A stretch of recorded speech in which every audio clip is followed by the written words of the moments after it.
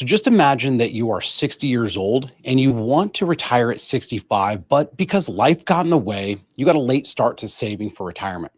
Now you've got $500,000 and you want to hit that $1 million mark by the time you retire. That's what we're going to be covering this week in today's case study. So if you're new here, I'm Jonathan Rankin, the founder of Theorem Wealth. We are a retirement planning firm that helps clients all across the country plan and execute their retirement. And I've been doing that for going on 20 years now.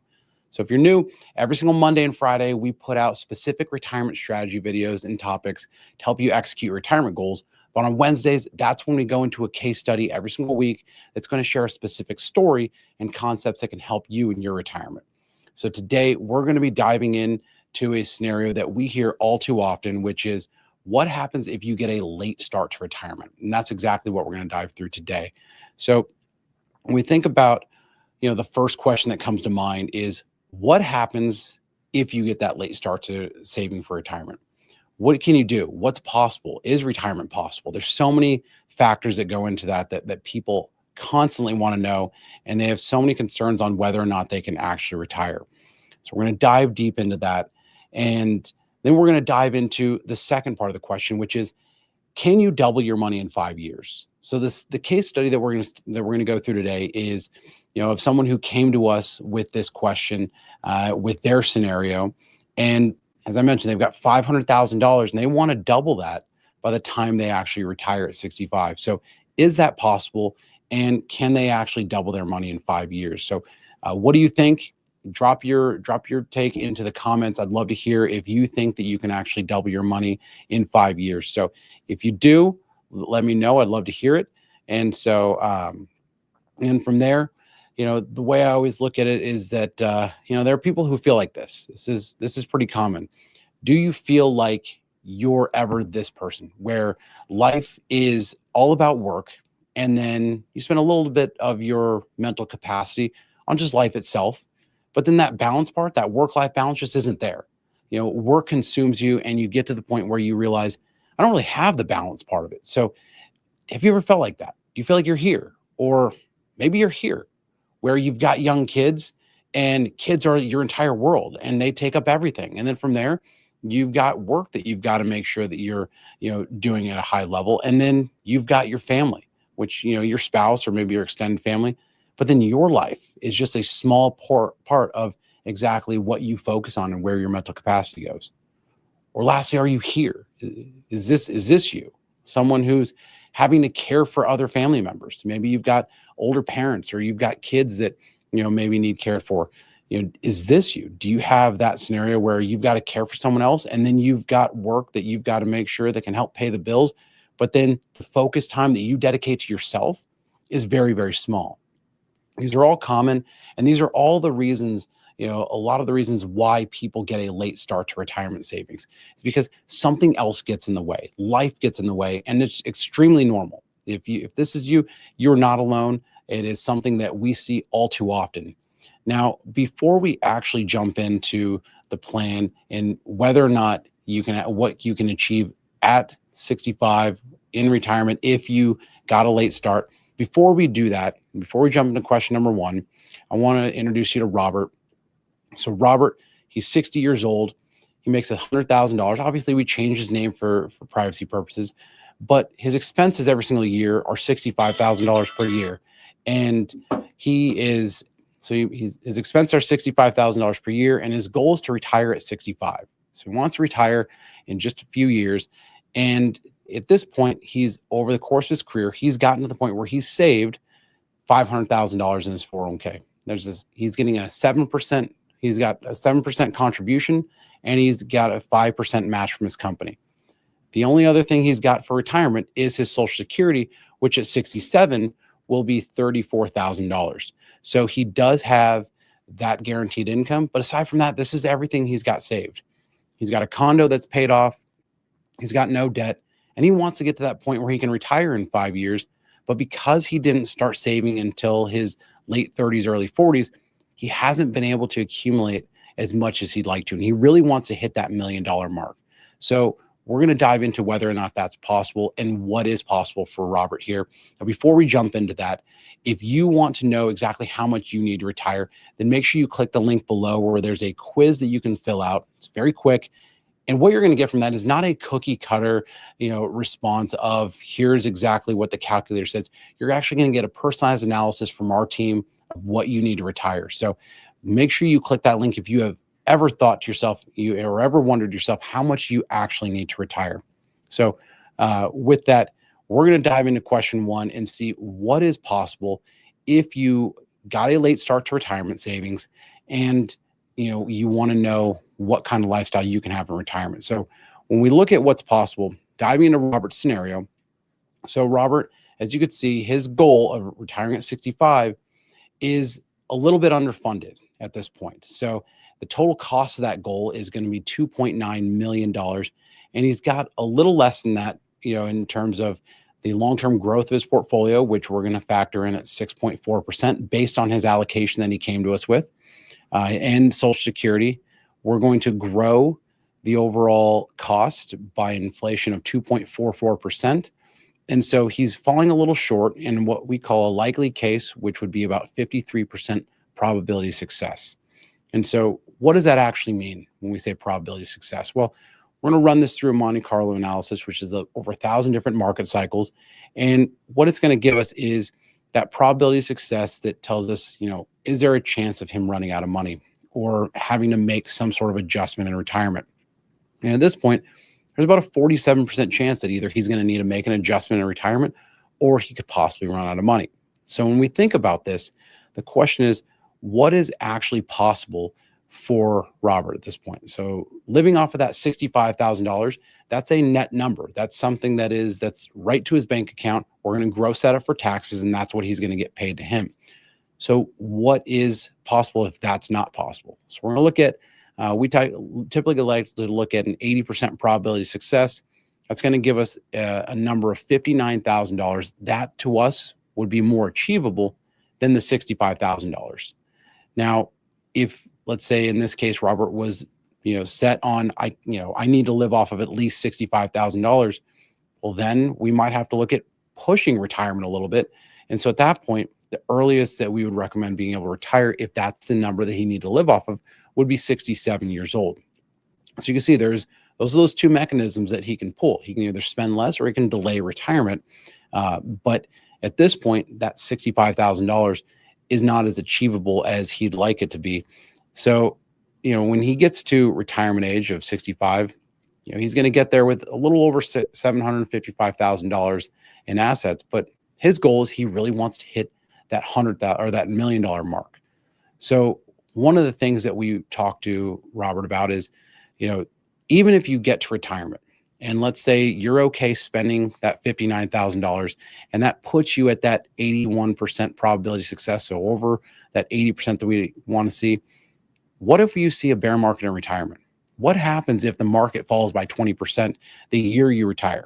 And we're not talking about it falling by 30 or 40% like we saw in the dot-com bubble or we saw in the global financial crisis. We're talking about your run-of-the-mill bear market of 20%. So if we see that at retirement, that 81% is no longer 81%. Now we're at 40% because that 1 year we took a massive hit to the portfolio. And so this is where focusing on volatility control and making sure that he's invested properly is very, very important based on these numbers here. And so this is where we would look at Robert's scenario and say, you're almost on the bubble here to make sure that retirement is sustainable at 65, even taking a reduced amount of living expenses at that time. So just something to keep in mind there. Now, when we look at where Robert's at, it's not like he's not on track for retirement. He's got a retirement that's possible. It's just whether or not that's something that he wants to actually live off of. Does he want to continue to cut his expenses?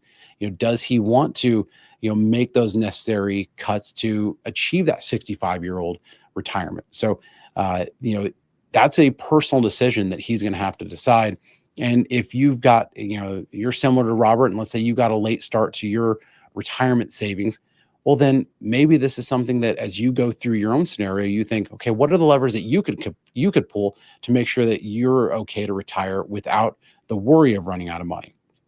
Now, one of the things that Robert really was focused on is he wanted to hit that magic number. You see, Robert wanted to get to that $1 million mark because that's what he's heard. That's what we've all heard for a long period of time, is that you get to $1 million and that's going to, deliver that peace of mind, that safety for retirement. So that's been his focus, is getting to that point of $1 million. Now, the question is, he's at $500,000 now. Is it possible to double your money in 5 years? Is that possible? What do you think? Let me know in the comments. I'd love to hear what you guys think, whether or not it's actually possible to double your money in 5 years. We've heard of the rule 72, which is if you want to double your money, just take your rate of return, or take 72 divided by your rate of return, and that's how long it's going to take to double your money. But in this case, with Robert continuing to save, he's got some wind at his sails. Can it be possible for him to double his money in the next 5 years? So that's what we want to go through, is looking at that. But the first thing, when we had the conversation with Robert, it was about expectations. What are the expectations that he's got to have in his mind going into that, that goal of, hey, I need to double my money in 5 years? Well, you've got to know that it's going to take some sacrifice. You're going to have to make some cuts. There's going to have to be some lifestyle adjustments there. It's going to take some hard work. You're going to have luck on your side as well. So it's possible, but it's definitely not easy. And it's not something that's going to be, I would say highly likely. But is it possible? Absolutely. So let's, we'll dig into that, and we'll, go through exactly what is possible and how do you get to that point. So that when we had this conversation with Robert, the first place that we started was, you're going to have to save more. That's just something that you're going to have to do. Saving more is not going to be something we can negotiate. You've got to get to the point where at least you're maxing out your 401k. So what we had talked about was, why don't you reduce your expenses, just until you retire, and max out your 401k. So if you do that, you went from a 53% probability of success. Now you're at a 79%. Remember, the goal for him was to get to that $1 million mark. And so based on these projections, he wasn't at that $1 million mark just yet. And so it always comes back to, okay, well, what is the most important thing? Is the most important thing to hit that $1 million mark, or is it to just retire comfortably? But in this case, he really wanted to hit that $1 million mark. So that was one thing that we talked about. But then, knowing that that's still not achievable by reducing expenses, the next conversation we had was, maybe you've got to go out and get a part-time job. I know that it doesn't sound like something that you want to do, but if you went out and achieved, just a $15,000 per year side job.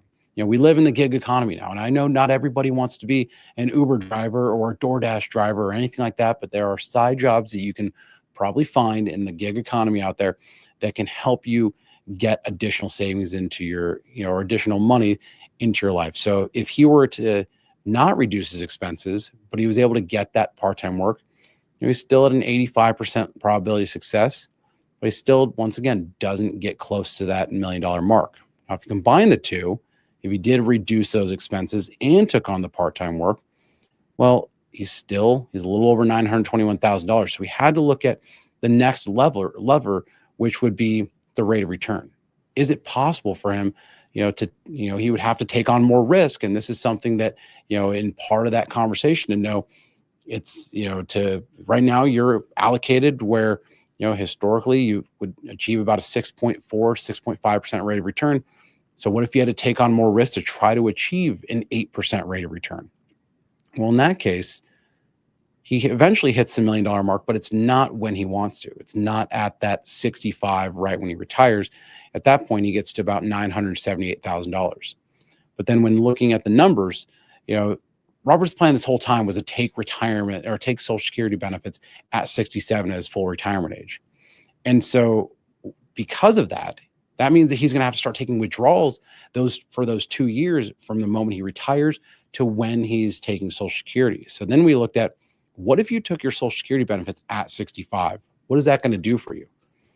Well, at that point, that's when he actually achieves and hits that $1 million mark. Now, it's not what he initially, wanted to do. He wanted to wait until Social Security was, at his maximum for his full retirement age. He definitely doesn't want to wait till 70 years old to where it maxes out completely, but he wanted to get to the point where, he was at least getting that full benefit. So taking it at 67 or 65, this was a trade-off for him.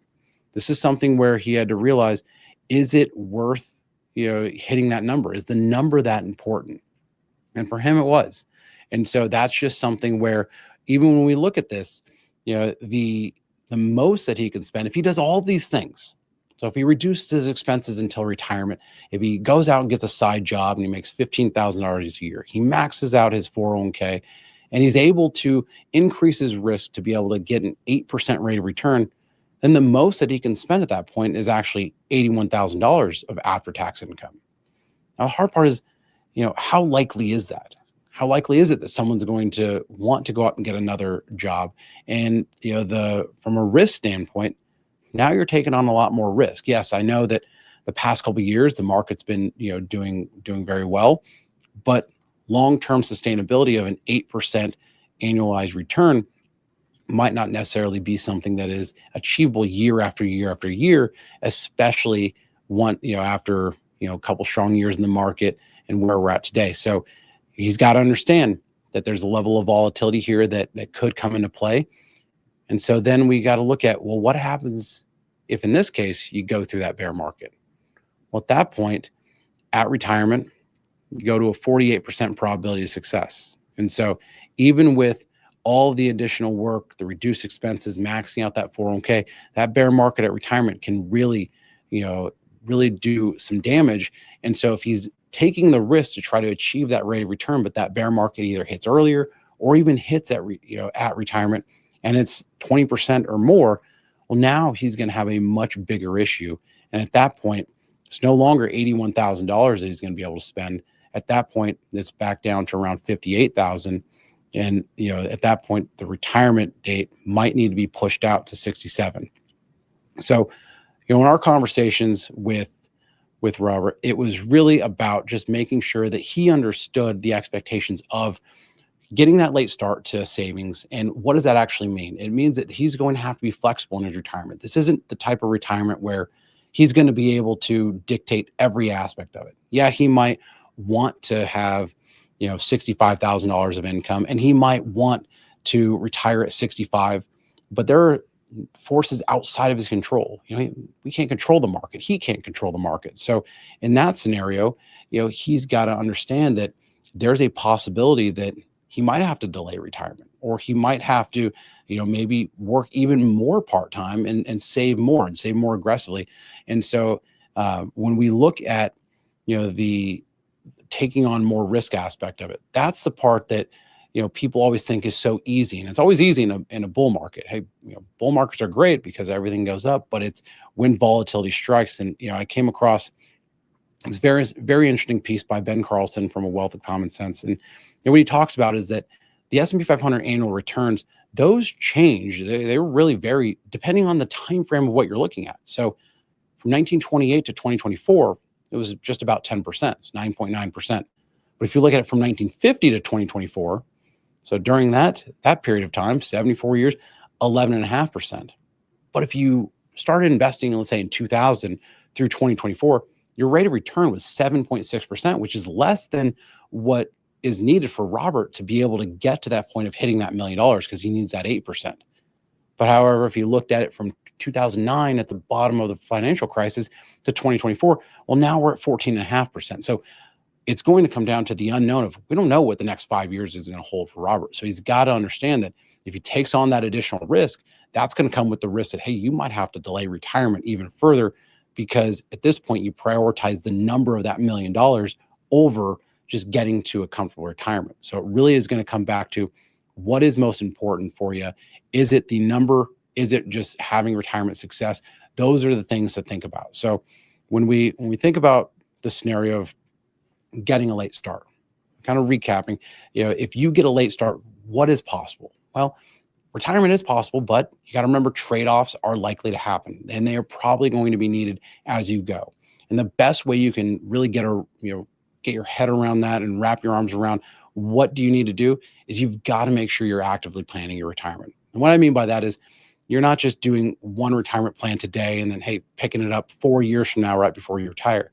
This is something where you do it and you're constantly going back to it to analyze, are you still on track based on the market today, based on the market we're in right now, not the market in the future, not the market of the past, but based on today's numbers. Are you still on track to that retirement?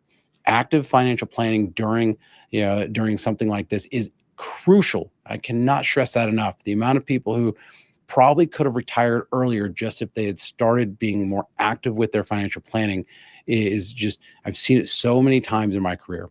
Um, and then, when we think about that question number two that Roberts, had was, can you double your money in 5 years? Is it possible? And I think as we've seen, it's possible, but there's a lot of caveats to it. There's a lot of things that go into it. There's a lot of work. And, I'd really love to hear your guys' comments on whether or not you think that's possible. And, make sure you drop those in the comments. But if it is possible to double your money in 5 years, just remember, it's going to come with either more volatility or harder work or some sort of sacrifice. And you've got to go into it knowing what the expectations are. You've got to set the expectations for yourself of knowing, hey, this is going to take sacrifice. This is going to take work. You think of anything you do that requires hard work, it's going to take some sort of time, effort, or sacrifice from something else in your life. And so is it possible? Yes. Is it easy? Absolutely not. So it is something that you can absolutely achieve. You just have to make sure that you're dedicated and you're focused on it. So what should you do now? This is the third question. If you're watching this and you're thinking, okay, where do you stand? Are you on track? Well, if you don't know where you stand, then make sure you fill out that quick quiz in the link below. And by doing that, like I said, you're not going to just get some sort of cookie cutter calculator that you're typically used to online. What you're actually going to get is a member of our team is going to work and put together a foundational plan for you. And we're going to actually send you a personalized video that's going to walk you through exactly what retirement looks like for you and exactly how much you need to achieve your retirement goals. So make sure, if you have any doubt whatsoever what retirement looks like for you, make sure you hit that link and fill out that quiz. From there, what else should you do? Well, if you're younger, this is where you have to prioritize your future. You've got to make sure that you plan early and that you're saving even earlier. So if you have started saving already, that's great. But a lot of young investors, they haven't gone through the financial planning exercises. They haven't, they always tell me, Jonathan, I can wait until later on in my life till I actually need to financially plan.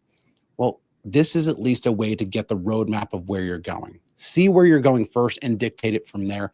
Don't just get to the point where you let your savings and everything accrue over 10, 15, 20 years. And then you wake up one day and go, God, I wish I would have done a little bit more. You have that opportunity, take the time and just make sure you're going through any sort of plan right now as you're younger. And what do you do if you're like Robert and you're a little older, you're in your mid to late 50s or early 60s, and you got a late start to retirement? Life got in the way, family, kids, work, whatever, you name it. But, it's extremely common. If this is you, if you're like Robert and you got a late start, you are absolutely not alone. I see it all too often. But if you want to make sure that you achieve the retirement that you've planned and that you're thinking about and you're dreaming about, then you have to buckle down. It's time to know that there's things that you're going to have to sacrifice, whether it's expenses today, whether it's, trips or things like that you might be taking, whether it's, time. It's going to take time out of your life if you do go get a part-time job. That's not something that, that everybody's got the luxury of, unlimited amounts of time, that you're going to have to find that somewhere. So, but most importantly, you have to just know where you stand. It is extremely important to know where you stand, especially if you got a late start. What is possible? And that's really the question that you want to be thinking about if you don't feel like you're on track to your retirement, or you just have no concept of what is possible. You have to start somewhere. And by starting somewhere, that's starting to put together that financial plan to know, okay, what is possible in the future? What can I actually achieve? What can my savings get you? That's not just some general rule of thumb of taking my savings and multiplying it by 4% or anything like that. Get granular, because you want to know the more time you have to prepare for that upcoming retirement, the more changes that you can make. And so you want to make sure that you're taking the time to plan as early on as you can. And so as you go through this process, Make sure that, if you have any questions, you're using those links, filling out those quizzes so that way we can get you a personalized, understanding of what your retirement looks like. We'd love to hear your stories. Make sure, you drop them into the comments. Did you get a late start to savings, and how'd that turn out for you if you are retired? Or, if you're on track to retirement, at what age did you start saving? When did you actually start making meaningful contributions to your retirement? Was it as early on as your 20s? Was it in your 30s or 40s? Where did you actually start? I want to hear your stories, so make sure you drop into the comments. And lastly, make sure you hit that subscribe button, because every single week, Mondays and Fridays, we're putting out new videos on retirement strategies and topics to help you achieve and execute your retirement. But on Wednesdays, this is when we're going to put together these case studies just like this. And you don't want to miss these, because we're going to be covering a number of different topics and scenarios that might resonate with you.